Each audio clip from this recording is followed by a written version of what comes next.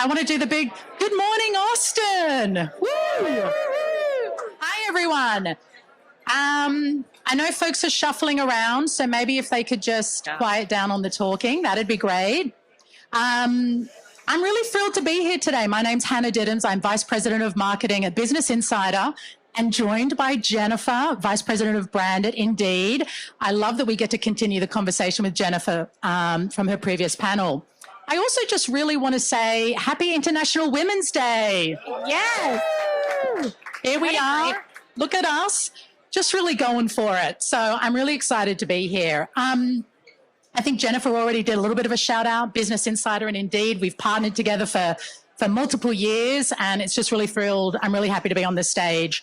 I'm going to take a little minute to introduce Jennifer a little bit more. She mentioned she's been at Indeed for over 6 years, but also has a raft of other accomplishments, including establishing the Bridge Foundation, which is a group of Fortune 500 CMOs and DEI executives, specifically looking at DEI within marketing and advertising. And she's also has a whole host of accolades, including 2 Super Bowl ads, ANA, Hall of Achievement, as well as many, many others. So welcome, Jennifer. Please give me another round of applause for Jennifer. I hope you aren't sick of hearing me, whoever was here earlier. So I can't see whether the topic of our panel is up there or not. Okay, so it's going to be a surprise reveal. So at Business Insider, we talk a lot to CMOs, CXOs, CEOs about all of the trends that are going on right now. And as we know, there's marketing discipline and function is fragmenting. We have chief growth officers, customer officers. We have, of course, the emergence of AI. And then we have that little old thing of Gen Z and Alpha who are completely changing how they relate to brands. So my question to get us all really pumped this morning for Jennifer is brand dead? What? Do y'all think brand's dead? If so, we are all in big trouble since this is brand innovators. So yeah, I would say absolutely not. Brand is not dead. And in fact, I would say brand is more important than ever. A few reasons. One is with generative AI, I think the world is going to be seeking a lot more authenticity and humanness in the world. And so as much as I'm embracing it because we need to, and it's going to do great things, we also talk a lot about the importance of humanizing our brand and making sure we stay authentic. And I think that that's going to become more and more important to people when they make decisions on which brand to choose. And then the other would be there are so many messages out there, so many platforms, as we just talked about through our innovative media talk, that are like trying to grab people's attention. And as you guys know, or you wouldn't be here, brand is a shorthand, right, for decision making for people. And I think the more that things get thrown at people, they're going to need that brand for shorthand. And then can I add one more?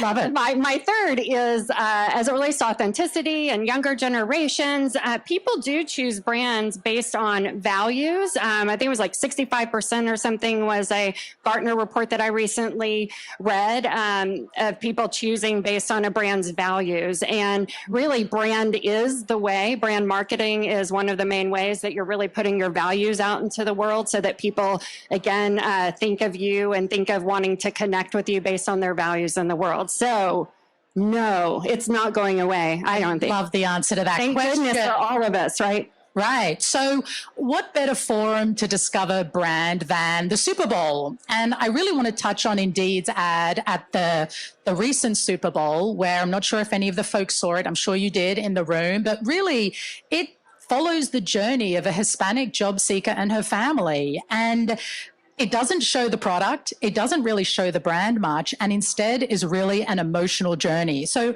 my question for you is like, why was that decision important to make that ad? How the heck did you get that funded? Who did you have to sell that into? And how do you show it moves the needle? A little bit of a triple question in there, but yeah. Okay. Let me talk about a couple of things if you don't mind. So this year's Super Bowl ad was specifically on Univision, targeting the Hispanic audience. A couple years ago, we did a Super Bowl ad that was more general market, targeting everybody. So I want to talk about both of them real fast, because the first one was really coming out of the pandemic, where we realized that the role we needed to play was to give people hope in the job search. We saw that people were saying that there were no jobs out there, and there was a feeling of hopelessness. Our data told us differently. So our first effort was to put out into the world the hey, there is hope. We featured real job seekers, which is also a little risky in a Super Bowl ad, but we featured real people versus celebrities. Again, a real authentic approach to show people that there are still jobs out there. And we wanted to show the journey of people getting jobs and the relief that you felt after getting it. Now, this year, we did take a different approach. And that was just simply because well, everybody's budgets, are a little tricky right now. And we've talked about doing another big ad, but they are very expensive. And so the first time we did it, we did see a great lift in traffic, but it really was hard to demonstrate measurable impact from it. So this year we decided to go more targeted. Hispanic is an important audience to us, and test that out. And it also did really well. High traffic to our site, high engagement through all of our online assets. So two different journeys at Indeed, now that I think about it. So you touched on their performance, and I sort of teed that up with some of the question as well. I think brand and performance often get pitted against each other. I mean, classic headline, brand versus performance. So let's talk a little bit about how you're bringing those together, brand and performance, and how you're building the discipline to measure brand. Yeah, I love this question. It kind of drives me crazy that there's brand versus performance. And I don't know how many people in this room have that situation. But we certainly do at Indeed. And I couldn't agree more with the way that I think about it too, is brand and performance. When you're in conversations around budget, people say, oh, should we put it in brand or performance marketing? And so really the lead for performance marketing at Indeed and I work really close together to bring the two together and go to market together. The other, thing that goes to your question around measurement, I always say is like brand needs a new brand in this world, because if you're a CFO, are you going to put your money into, well, now performance is, I think, growth marketing. You're going to put it into some growth or to some brand, right? And so I'm always trying to explain and define that brand actually drives growth too. Brand drives revenue just as much as growth drives revenue, and it actually does, and we can prove it now. But it's been a couple year journey for my team and I. Do you want to talk about the measurement piece now? Yeah. Okay, I'm going to ramble on and on. Keep going. All right. So going back a few years ago, I was in a meeting with our chief financial officer, and I was so proud how we had driven unaided consideration on a lower budget. And he looks at me and he's like, "That's great, Jennifer. What's 1% of unaided consideration worth to the business?" And I was like, I don't know. And that was not a good answer. And there started the journey of, yes, brand is really hard to measure, but it is our responsibility to be able to demonstrate the value of brand to the business. Nobody wants to go and pour hundreds of millions of dollars into building a brand if you can't speak to the value of it. And so we, I mentioned clean rooms earlier, but another thing that we put into place is commercial mix modeling, which is, hopefully, does everybody know what commercial mix or media mix modeling is? So we put that into place, and I was very proud to be able to go to a board meeting, a couple of years ago, and explain to them that we were able to drive high return on ad spend. And just recently we got our new results back, and we'd increased our return on ad spend by 60% through using media mix modeling, clean room data, and optimizing our spend based on this measurement. So I'll say it's I'm proud to be able to walk into a room now and not only speak about the emotional connection, which is important. And I want to be clear, I'm never going to stop talking about changing perceptions and the emotional connection and all of those things too, because it is important. And I think as brand marketers, it's our job to champion the importance of building emotion and connecting, but it's also our jobs to figure out how to explain the value that that brings to our bottom line so that we can continue to get budget and go and build our brands, because there are definitely a lot more measurable media out there. And as we say, whatever gets measured is kind of what gets funded. And so, yes, it's been a journey. Thank you for asking. That's so fascinating. And it's striking me. I'm going off the cards here, so look out.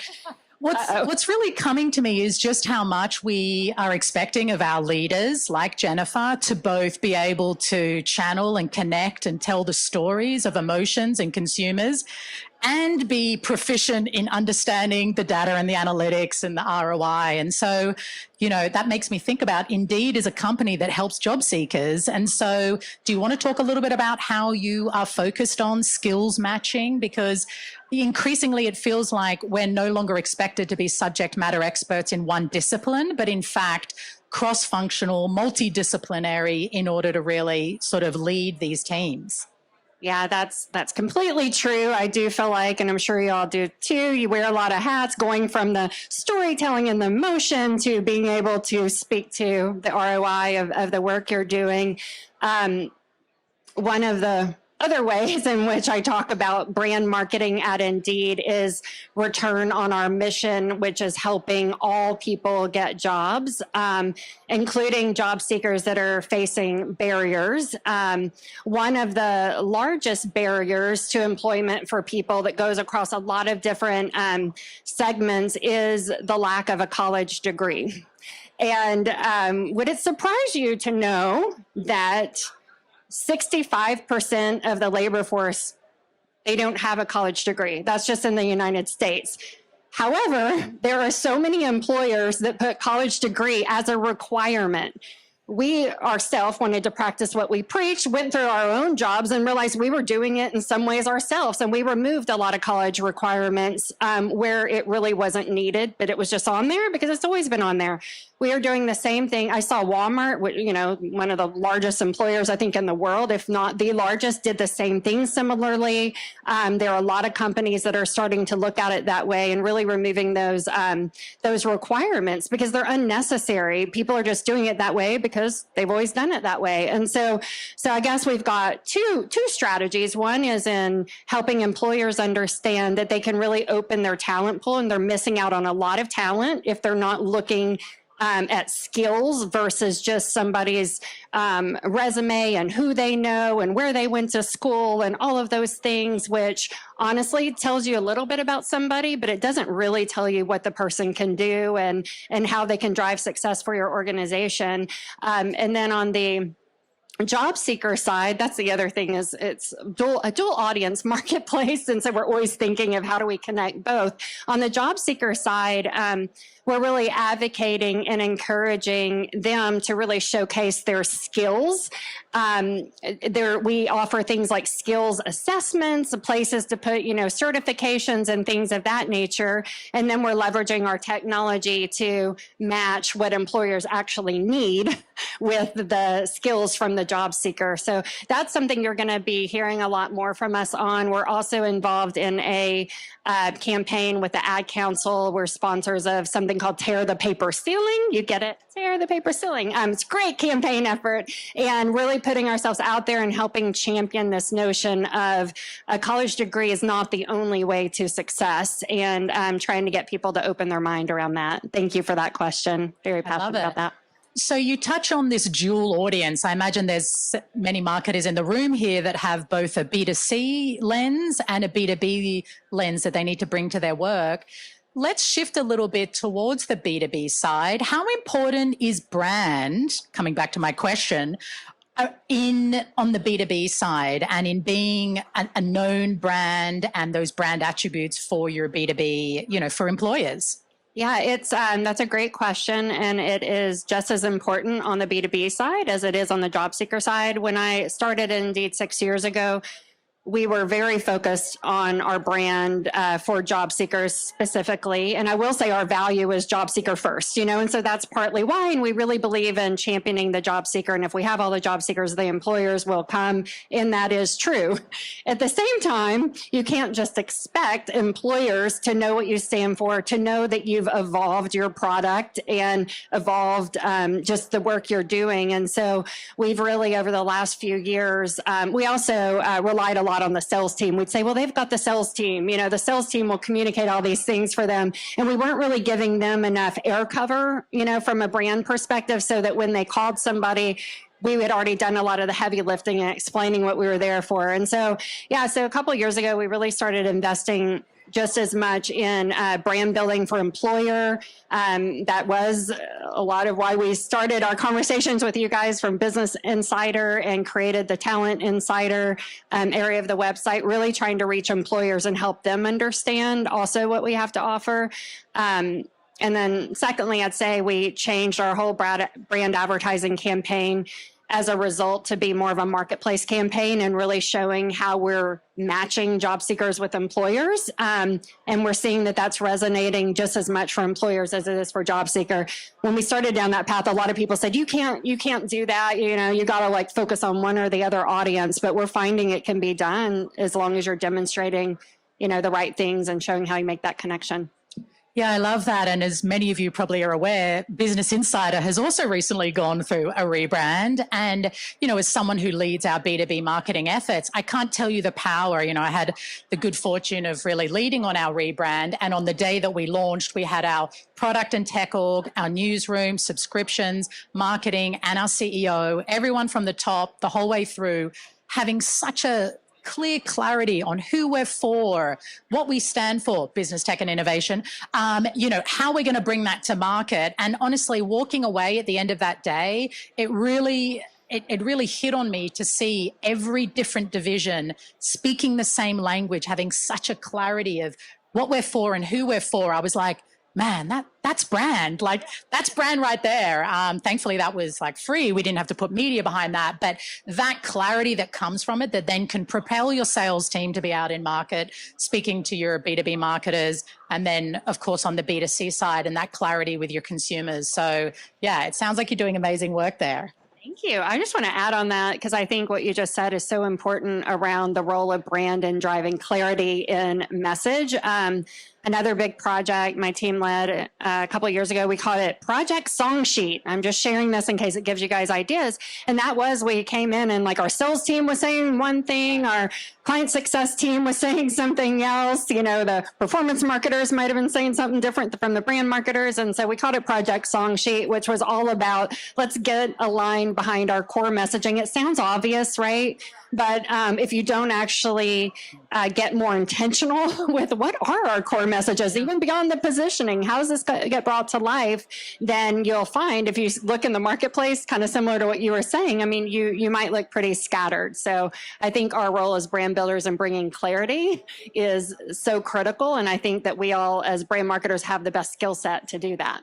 Yeah, and being that champion. Kudos to your rebrand. I love it. Thank you. Well, I guess I'm going to sort of finish up with one last question and then open up for questions.